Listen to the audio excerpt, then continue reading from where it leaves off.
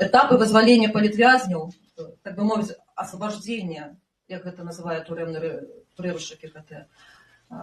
За гэтыя 4 гады ўжо сфармаваўся своеасаблівы графік. Чалавека пачынаюць катаваць, і ў пэўны момант да яго прыводзяць і прапаноўваюць пісаць памілаванне.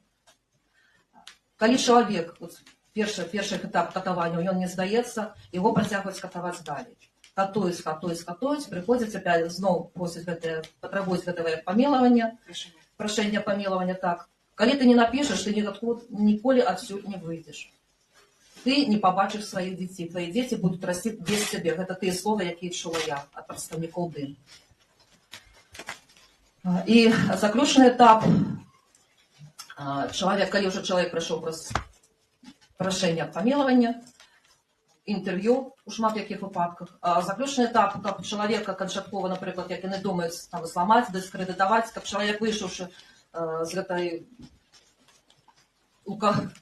лукашэнкаўскага гулагу, ўжо нават і памысліць не мог аб нейкай палітыкі, баяўся, яго прымушаюць падпісаць паперу аб канфідэнцыйным супрацоўніцтве.